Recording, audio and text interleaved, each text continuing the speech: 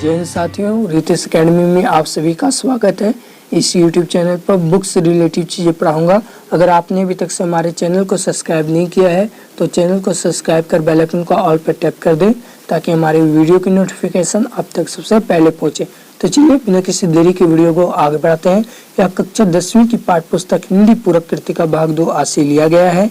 अध्याय 2 है बच्चों। अध्याय का नाम है जॉर्ज पंचम की नाक। इसके लेखक का नाम है कमलेश्वर। ठीक है बच्चों, यह वीडियो मैंने 2 भागों में बनाया है। भाग 1 मैंने यूट्यूब पर अपलोड कर दिया है। अगर आपने वह वीडियो नहीं देखा है तो आपको लिंक डिस्क्रिप्शन में मिल जाएगा या फिर आई बटन में वह वीडियो आप देख सकते हैं। ठीक है, तो चलिए अब हम प्रश्न अभ्यास की ओर बढ़ते हैं। प्रश्न अभ्यास बच्चों 6। ठीक है, इसमें हमसे और आपसे क्या पूछा जा रहा है कि प्रस्तुत कहानी में जगह जगह कुछ ऐसे कथन आए हैं जो मौजूदा व्यवस्था पर करारी चोट करते हैं। उदाहरण के लिए फाइलें सब कुछ हजम कर चुकी है, सब हुक्मनामों ने एक दूसरे की तरफ ताका, पाठ में आए ऐसे अन्य कथन छांटकर लिखिए। ठीक है, तो चलिए इसका हम उत्तर देते हैं। प्रस्तुत कहानी में मौजूदा व्यवस्था पर चोट करने वाले कथन। बच्चों मैंने 5 कथन छांट के लिखे हैं। देखते हैं वह कौन कौन से कथन है कि देश के खैरख्वाहों की एक मीटिंग बुलाई गई और मसला पेश किया गया। ठीक है, दूसरा है बच्चों कि इस नाक के लिए बड़े तहलके मचे थे। किसी वक्त राजनीतिक पार्टियों ने प्रस्ताव पास किए थे, चंदा जमा किया था, कुछ नेताओं ने भाषण दिए थे। ठीक है, तीसरा है बच्चों दिल्ली में सब था किंतु नाक नहीं थी। चौथा है बच्चों उच्च स्तर पर मशवरे हुए, दिमाग खरोचे गए और यह तय किया गया है कि हर हालत में इस नाक का होना बहुत जरूरी है। ठीक है, पांचवा है बच्चों कि अगर यह नाक नहीं है तो हमारी भी नाक नहीं रह जाएगी। बच्चों अगर आपने अभी तक से चैनल को सब्सक्राइब नहीं किया तो कर लें। चैनल को सब्सक्राइब करने में बच्चों ज़्यादा वक्त नहीं लगता है। ठीक है, तो चलिए अब हम 7वें प्रश्न की ओर बढ़ते हैं। नाक मान सम्मान व प्रतिष्ठा का द्योतक है, यह बात पूरी व्यंग रचना में किस तरह उभर कर आई है, लिखिए। ठीक है, तो चलिए इसका उत्तर हम लोग देते हैं कि नाक मान सम्मान व प्रतिष्ठा का द्योतक है, यह बात पूरी व्यंग रचना में उभर कर सामने आई है। प्रस्तुत पाठ के शीर्षक भी इसी व्यंग की ओर संकेत करता है। जॉर्ज पंचम की लाट पर नाक लगा जाने या ना लगाए जाने पर अनेक आंदोलन का जिक्र इसी व्यंग की ओर संकेत करता है। इंग्लैंड की महारानी एलिजाबेथ के स्वागत में लाट पर नाक ना होने पर उत्पन्न हर परेशानी और उस नाक के माप की तलाश आदि द्वारा लाट की नाक के माध्यम से भारत की नाक का प्रश्न जोड़ा गया है। अगर नाक होगी तभी भारत की नाक बचेगी, या व्यंग किया गया है।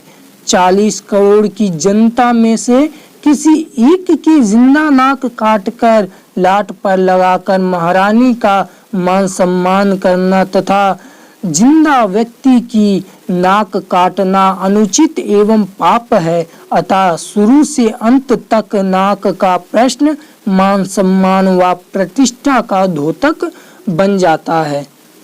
बच्चों अगर आपने अभी तक से हमारे चैनल को सब्सक्राइब नहीं किया है तो चैनल को सब्सक्राइब कर बेल आइकन को ऑल पर टैप कर दें।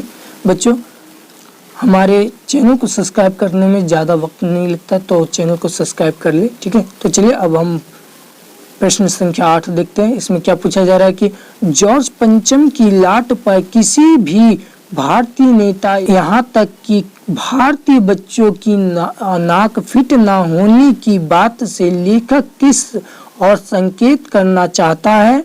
तो चलिए बच्चों इसका हम लोग उत्तर देते हैं कि जॉर्ज पंचम की लाट पर किसी भी भारतीय नेता यहाँ तक कि भारतीय बच्चों की नाक फिट ना होने की बात से लेखक इस और संकेत करना चाहता है कि भारत का मान सम्मान और प्रतिष्ठा विदेशी शासकों की तुलना में बहुत अधिक है।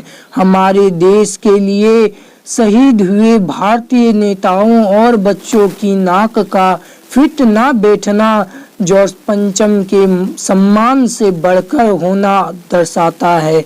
हमारे देश में उस व्यक्ति की नाक ऊंची होती है, अर्थात सम्मान का हकदार वही बनता है जो देश के लिए त्याग बलिदान करता है। निर्दयी विदेशी शासकों को कभी भी मान सम्मान की दृष्टि से नहीं देखा गया। तब बच्चों चलिए अब हम प्रश्न संख्या 9 देख लेते हैं। इसमें क्या पूछा जा रहा है कि अखबारों ने जिंदा नाक लगाने की खबर को किस तरह से प्रस्तुत किया है। तो चलिए तो ये इसका आंसर हम लोग देंगे बच्चों कि इस खबर को अखबारों ने इस प्रकार प्रस्तुत किया, जॉर्ज पंचम के जिंदा नाक लगाई गई है, यानी ऐसी नाक जो कटाई पत्थर की नहीं लगती। इसके अतिरिक्त अखबारों ने कोई अन्य खबर नहीं छापी। अगर बच्चों आपने अभी तक हमारे चैनल को सब्सक्राइब नहीं किया है तो चैनल को सब्सक्राइब कर ले। बच्चों चैनल को सब्सक्राइब करने में ज़्यादा वक्त नहीं लगता है, ठीक है। तो चलिए अब हम प्रश्न संख्या 10 की ओर बढ़ते हैं।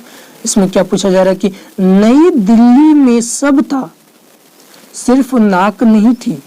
इस कथन के माध्यम से लेखक क्या कहना चाहता है। ठीक है, तो चलिए इसका उत्तर हम लोग देंगे कि इस कथन के माध्यम से लेखक यह कहना चाहता है कि नई दिल्ली ब्रिटिश साम्राज्य की चमक दमक भले ही रही हो, पर उसका मान सम्मान नहीं था। भारतीयों ने उनकी प्रतिष्ठा को धूल में मिला दिया था। चलिए बच्चों अब हम प्रश्न संख्या 11 देख लेते हैं। इसमें हमसे और आपसे क्या पूछा जा रहा है कि जॉर्ज पंचम की नाक लगाने वाली खबर के दिन अखबार क्यों चुप थे। तो चलिए इसका उत्तर हम लोग देंगे कि जॉर्ज पंचम की नाक लगाने वाली खबर के दिन अखबार इसलिए चुप थे क्योंकि उन्हें निर्जीव के लिए किसी सजीव के बलिदान को अनैतिक कर माना है। इन्हें ऐसा लग रहा था कि जैसे हम सब भारतीयों की नाक कट गई है। वे यह नहीं समझ पा रहे थे कि इस अमानवीय कृत्य का वर्णन किस प्रकार करें, अतः इस दिन सभी अखबार चुप थे। ठीक है बच्चों, अगर आपको यह वीडियो पसंद आया तो प्लीज़ वीडियो को लाइक करें और अपने दोस्तों के पास शेयर अवश्य करें। मिलेंगे अगले वीडियो में, तब तक के लिए धन्यवाद।